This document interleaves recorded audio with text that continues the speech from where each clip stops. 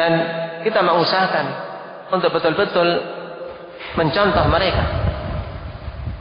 Sampai-sampai Imam Ahmad rahimahullah ta'ala, ikhwani fillah, ketika menegaskan betapa pentingnya untuk seorang melandaskan apa-apa yang dia lakukan. Untuk apa? Untuk mengikuti generasi yang terbaik ini. Beliau katakan, "In istata'ta alla tahuka ra'saka illa bi athar fa'al." Jika kamu mampu untuk tidak menggaruk kepalamu kecuali dengan asar, kecuali dengan petunjuk salah, maka lakukan. Dalam artian, mau garuk kepala, pikir dulu ini. Ada bimbingannya, tidak.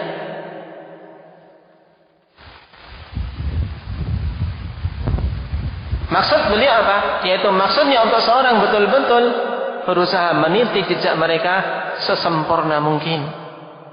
Bukan berarti kemudian kita dituntut memakai pakaian seperti pakaian mereka, memakai kendaraan seperti kendaraan mereka. Kalau begitu sudah naik onta saja kamu mengikuti generasi salaf. Nah, ini sekali lagi muncul kenapa? Karena salah dalam memahami istilah salaf tadi dan memahami yang dimaksud dengan manhaj salaf apa. Karena kita berbicara tentang permasalahan din, permasalahan metode seseorang dalam beragama.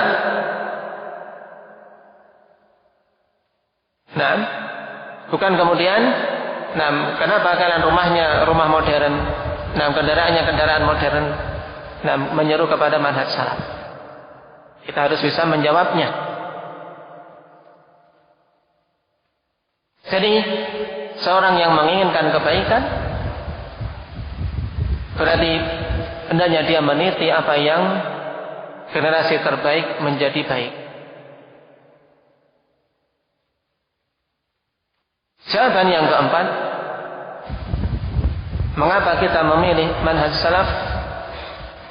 Dikarenakan manhaj itulah yang akan mengantarkan kita untuk bisa meraih keridhaan Allah Subhanahu wa ta'ala. Dan ini cita-cita setiap muslim, cita-cita setiap orang yang beriman, cita-cita orang-orang yang menginginkan keselamatan di akhirat kelak, dan cita-cita orang-orang yang menginginkan untuk bisa bernikmat-nikmat di dalam surga Allah Subhanahu wa ta'ala.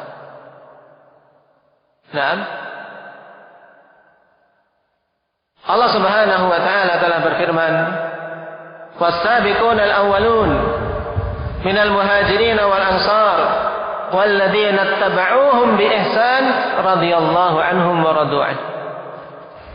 وَعَدَّ لَهُمْ جَنَّاتٍ تَجْرِي تَحْتَهَا الْأَنْهَارُ خَالِدِينَ فِيهَا أَبَدًا ذَلِكَ الْفَوْزُ الْعَظِيمُ." Pada ayat yang agung ini Allah Subhanahu wa taala tegaskan as-sabiqun al-awwalun, yaitu golongan yang awal-awal masuk ke dalam Islam ini dari kalangan muhajirin maupun kalangan ansar. Kalau hanya berhenti sampai sini, ikhwani fillah, tidak ada peluang bagi generasi yang datang setelahnya. Keridhaan Allah dan surga yang dijanjikan akan terputus pada generasi itu tak. Tapi Allah Subhanahu wa taala Maha Pemurah. Allah Subhanahu wa taala katakan setelahnya, walladzina ittaba'uuhum bi ihsan. Ini peluang bagi kita semua. Setelah menyebutkan generasi awal muhajirin dan ansar, diikutkan orang-orang yang mengikuti mereka dengan baik. Ini peluang bagi kita. Apa janji Allah Subhanahu wa taala? Radhiyallahu anhum wa radu anhu. Allah Subhanahu wa taala ridha kepada mereka dan mereka ridha terhadap Allah Subhanahu wa taala. Dan Allah persiapkan bagi mereka surga yang mengalir di bawahnya sungai-sungai, mereka kekal di dalamnya selama-lamanya, dan itu adalah kesuksesan yang agung, kesuksesan yang besar. Tidak ada kesuksesan yang lebih besar daripada kesuksesan untuk meraih keridhaan Allah dan surganya yang penuh dengan kenikmatan. Dalam ayat yang agung ini Allah Subhanahu wa taala jelaskan bahwasanya orang-orang yang mendapatkan keridhaan Allah berarti adalah para sahabat radhiyallahu alaihim dari kalangan muhajirin dan ansar, kemudian orang-orang yang mengikuti mereka dengan baik. Maka siapa saja yang ingin keridhaan Allah, yang ingin masuk ke dalam surga yang dijanjikan oleh Allah Subhanahu wa taala, maka ikuti jalan para sahabat, ikuti jalan para salaf ridwanullah alaihim. Nah, dan ini sangat jelas ya ikhwanillah. Sebagai jawaban yang keempat, kenapa kita memilih manhaj salaf? Apa itu Abah Faiz tadi? Jawaban yang keempat.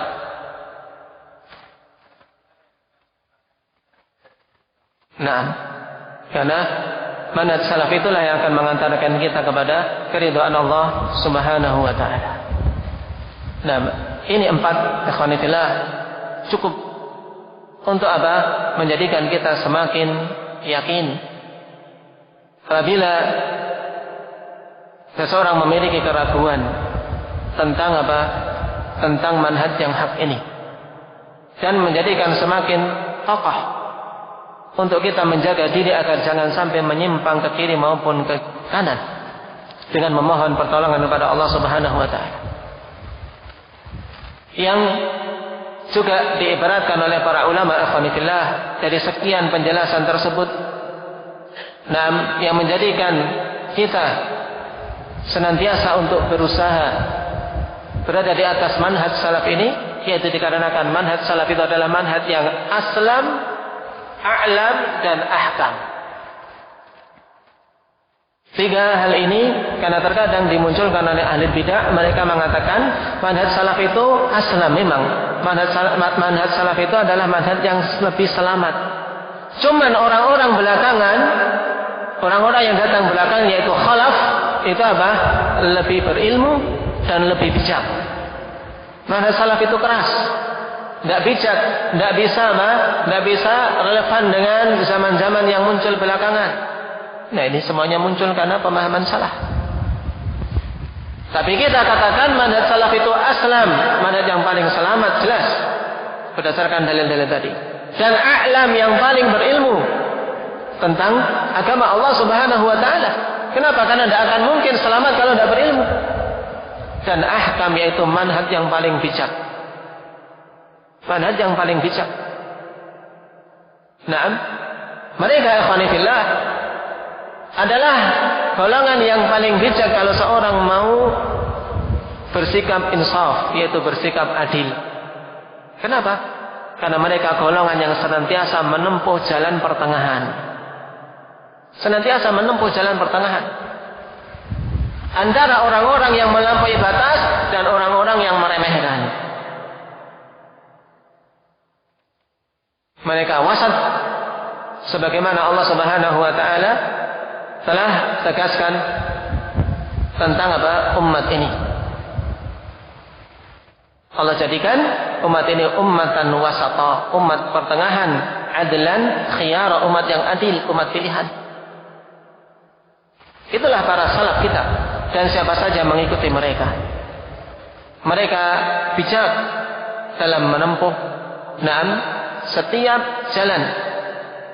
Contohnya dalam permasalahan takdir. Dalam permasalahan takdir, manhaj salaf menempuh jalan pertengahan antara orang-orang yang menolak takdir, yaitu orang-orang Qadariyah yang dikatakan oleh Rasul sallallahu alaihi wasallam sebagai majusinya umat ini, dan antara orang-orang yang menetapkan takdir tapi salah, yaitu orang-orang Jabriyah yang mereka dalam menetapkan melampaui batas sehingga menghilangkan dari manusia ini kehendak dan keinginan. Sehingga menurut orang-orang Jabriyah, manusia itu hidup di dunia seperti apa? Seperti kapas yang diterbangkan angin.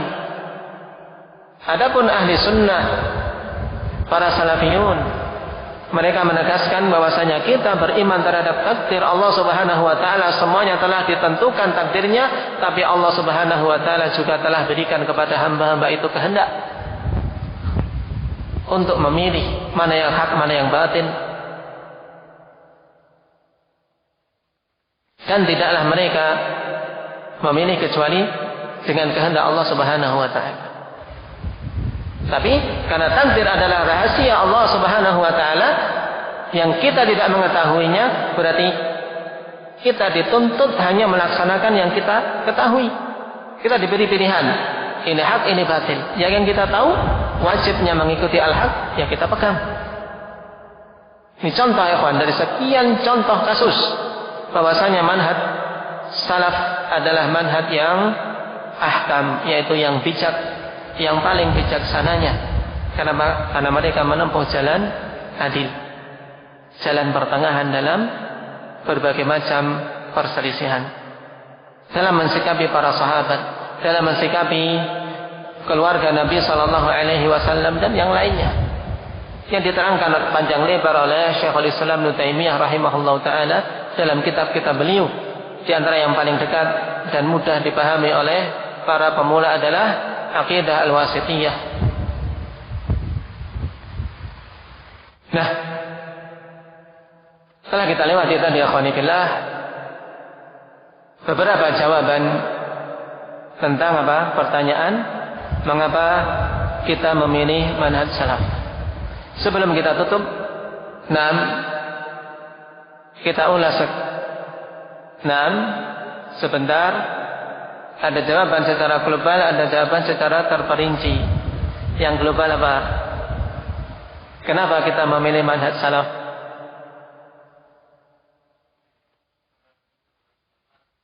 Nah, yang global dulu. Tadi ada jawaban global, ada jawaban terperinci. Yang global bagaimana? Seandainya yang terperinci tidak bisa, yang penting pokoknya ini sudah. Kasih itu jawaban. Apa? Apa tadi? Karena itu adalah manhaj yang hak. Itu intinya. Yang poin-poin terperinci sebenarnya hanya memerinci kenapa mereka hak, ya tidak? Kenapa mereka itu di atas kebenaran itu? Karena manhaj salaf adalah manhaj yang hak, pegang itu. Makanya dikatakan oleh Syekhul Islam tadi, apa? Fa inna madhhabas salaf la yakunu illa haqqan. Karena sesungguhnya manhaj salaf itu tidak ada kecuali kebenaran. Itulah manhaj yang hak. Ini jawaban secara global. Kemudian tentunya orang bertanya lagi, kenapa mereka dihukumi di atas al-haq? Nah, baru kita jawab secara terperinci. Yang pertama apa? Karena itu jalan keselamatan, jalan yang hak, jalan yang benar, ya jalan yang menyelamatkan. Kemudian yang kedua, karena bagian belakang sana. Yang pertama tadi karena itu jalan yang menyelamatkan. Yang kedua apa, Abu Fajri?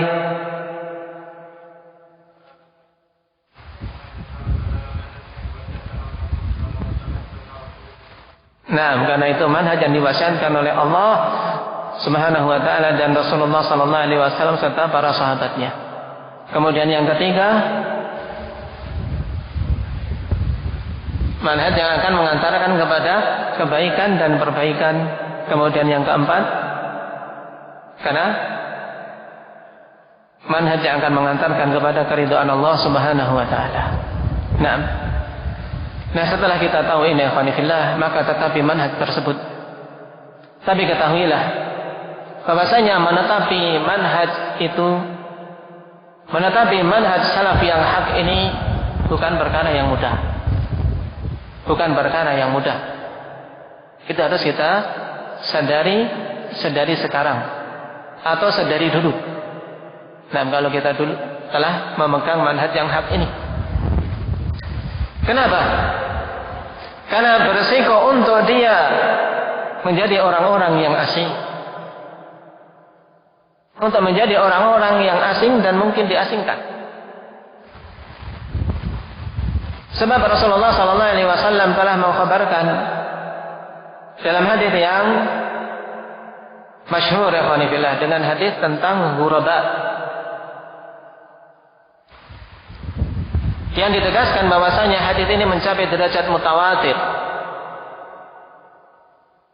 oleh sederetan para imam, di antaranya Imam As-Suyuti dalam Tadribur Rawi, demikian pula Imam As-Sakhawi dalam Al-Maqasidul Hasanah, juga Al-Kattani dan yang lainnya, menegaskan bahwasanya hadis tersebut mencapai derajat mutawatir. Maksudnya apa? Tidak mungkin dengan sekian banyak perawi itu kemudian mereka sepakat berbohong. Berarti apa? Kita yakin tentang kebenarannya, yakin bahwasanya Nabi mengatakan itu.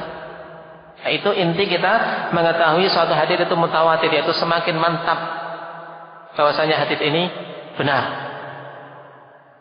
Tidak ada keraguan tentang keabsahannya. Rasul sallallahu alaihi wasallam mengatakan, "Bada'al Islamu ghariban wa sayaudu ghariban kama bada'a fatuba lil ghuraba." Islam itu dimulai dalam keadaan asing dan akan kembali kepada keterasingan.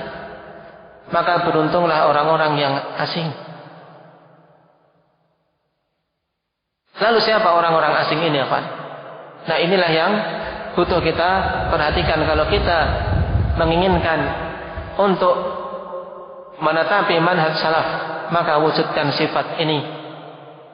Dari sekian riwayat tentang ghuraba, tentang berita Nabi Sallallahu Alaihi Wasallam tentang keterasingan umat ini, ada dua riwayat yang sah yang menjelaskan tentang sifat ghuraba tersebut, ikhwan. Orang-orang yang dianggap asing. Kemudian Nabi mengatakan fatuba lil ghuraba, maka keberuntunganlah bagi orang-orang yang asing tersebut. Siapa mereka? Datang dalam riwayat Ibnu Mas'ud dengan sanad yang sahih. Rasulullah sallallahu alaihi wasallam katakan, alladzina yuslihuna idza fasadan nas, yaitu orang-orang yang membuat islah, membuat perbaikan ketika manusia rusak. Mereka menyuruh manusia untuk baik, mengadakan perbaikan di tengah-tengah umat ini. Ketika manusia menyeru untuk keluar dari masjid, tinggalkan masjid, maka mereka menyuruh mari kembali ke masjid. Masjid rumah-rumah Allah Subhanahu wa taala. Yang kewajiban kaum muslimin untuk memakmurkannya. Tidak pantas bagi kaum mukminin meninggalkan rumah-rumah Allah Subhanahu wa taala. Sebagaimana tidak pantas bagi seorang mukmin beranggapan seorang yang datang ke rumah Allah kemudian Allah akan mencelakainya. Suudzon pada Allah, ya ikhwani fillah. Kita saja ada orang bertamu ke rumah kita, masa kita mau mencelakainya? Dan orang-orang yang mendatangi masjid Allah Subhanahu wa taala adalah tamu-tamu Allah. Tidak akan mungkin Allah Subhanahu wa taala mencelakai tamu-tamunya. Apabila tamu-tamu itu memang jujur, menginginkan kedekatan kepada Allah Subhanahu wa taala, itu harus kita yakini. Karena kapan saja seseorang muncul sangkaan bahwasanya ketika seseorang mendatangi rumah-rumah Allah kemudian akan dicelakakan oleh Allah, ditimpakan celaka di masjid itu, suudzon pada Allah. Setelah kita lewati pada pertemuan bulan yang lalu, hadis yang agung, Rasulullah sallallahu alaihi wasallam mengatakan, "Man ghada ilal masjidi aw raha, a'addallahu lahu nuzulan fil jannah kullama ghada aw raha." Siapa saja yang berangkat di pagi hari menuju ke masjid dan berangkat di sore hari menuju ke masjid, maka Allah akan persiapkan di hari akhirat kelak jamuan setiap dia berangkat, baik di pagi maupun petang. Allah siapkan jamuan bagi orang-orang yang mendatangi rumahnya, dan masjid adalah rumah-rumah Allah Subhanahu wa taala. Allah muliakan, maka bagaimana seorang muslim kemudian beranggapan atau ada keraguan-keraguan pada dirinya tentang hal tersebut. Bahkan jangan sampai muncul kemudian ketika ke masjid akan dihinakan oleh Allah. Tidak. Allah janjikan bagi mereka apa? Nuzulan, yaitu apa? Jamuan. Belum lagi kalau dia mengikuti sunnah ketika keluar dari rumah, mengikuti sunnah membaca Bismillah tawakkaltu ala Allah la haula wala quwata illa billah, mau berangkat ke masjid membaca itu, dijanjikan oleh Allah Subhanahu wa taala sebagaimana khabar dari Nabi sallallahu alaihi wasallam apa? Hudiya wa kufiya wa ruqiya wa tatanahallahu syaitan. 4 hal, dia diberi hidayah, diberi kecukupan dan diberi perlindungan, dan syaitan akan menyingkir. Membaca zikir tadi ketika keluar rumah. Maka jangan sampai seorang muslim ragu ketika dia mau mendatangi masjid Allah. Dan ini adalah penjagaan terbesar dari sekian sebab-sebab yang ditempuh oleh seorang hamba. Naam, boleh dia menempuh sebab-sebab yang zahir, ikhwan. Pakai masker silahkan. Sebab zahir ditempuh, tapi sebab yang batin ini jangan sampai lupa, karena ini sebab utama seorang bisa selamat. Sebaik apapun perlindungan kalian untuk melindungi diri dari wabah apapun, kalau lalai dari itu dan Allah takdirkan mampu, Allah mampu dan dengan perlindungan sekuat apapun untuk apa menimpakan musibah, menimpakan penyakit. Makanya sebab yang batin ini jangan sampai lalai. Sebab-sebab untuk mendapatkan perlindungan dari Allah, dan juga tempuh sebab-sebab yang zahir. Tapi jangan bergantung pada sebab yang zahir itu, karena ini yang menjadikan kaum muslimin semakin melemah. Dan itulah yang dipropagandakan oleh orang-orang kafir.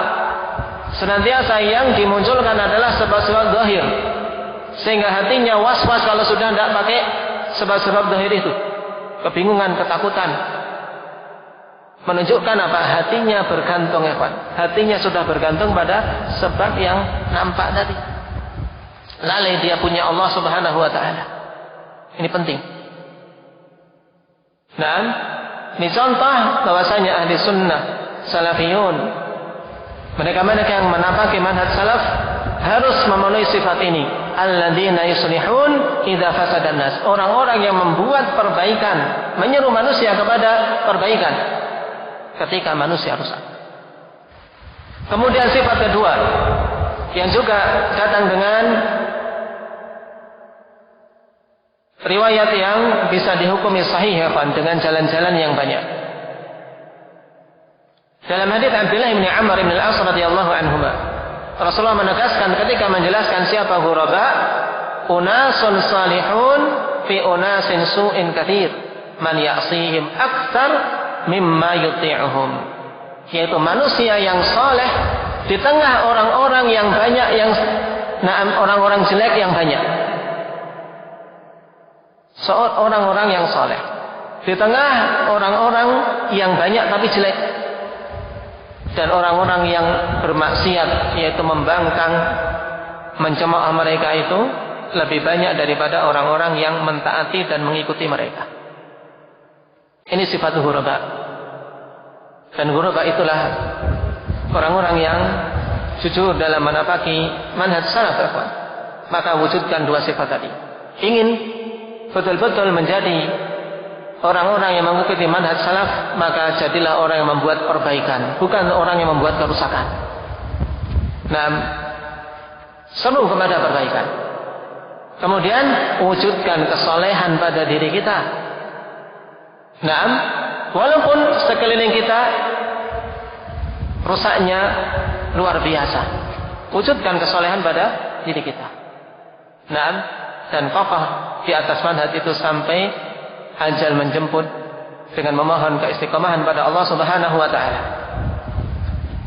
Sebuah nasihat dari Imam Al-Auza'i rahimahullah taala ketika menjelaskan tentang hadis ghuraba ini, ikhwan, beliau katakan, "Amma innahu ma yadhhabul Islam, walakin yadhhabu ahlus sunnah hatta ma yabqa fil baladi minhum illa rajulun wahid." Yang dimaksud dengan ghuraba itu maksudnya bukanlah Islam itu akan hilang, tidak akan mungkin Islam itu hilang, tidak. Akan tapi yang akan hilang adalah ahli sunnah, dalam artian ahli sunnah itu akan semakin menjadi minoritas. Nah, sampai-sampai tidak tersisa di suatu negeri di antara ahli sunnah kecuali satu orang saja. Di satu kampung, di satu tempat, di situ ahli sunnah cuma satu. Orang yang mengikuti manhaj salaf cuma satu. Dan itulah hakikat keterasingan. Nah, bukan Islam yang hilang, tapi semakin sedikitnya orang-orang yang mau kembali kepada manhaj yang hak ini. Maka dari itu, wajib atas kita untuk saling berlemah lembut terhadap sesama kita, saling mengokohkan terhadap sesama kita. Jangan sampai keterasingan ini, akhwanillah, semakin diperberat tatkala apa? Kita bersikap acuh tak acuh terhadap sesama kita. Tapi wajib untuk kita saling mengokohkan, saling mengingatkan, sebagaimana wasiat dari Imam Al-Hasan Al-Basri. Kata beliau, "Ya ahla sunnah taraffaqu rahimakumullah, fa innakum min aqallin nas." Wahai ahli sunnah, bersikap lembutlah sesama kalian. Bersikap lembutlah sesama kalian, semoga Allah merahmati kalian, karena sungguhnya kalian adalah orang yang paling minoritas. orang yang paling sedikit. Namun kata sekian ini jangan sampai menjadi kita surut dari manhaj yang hak. Setelah kita mengetahui bahwasanya tidak ada jalan yang menyelamatkan kecuali jalan tersebut.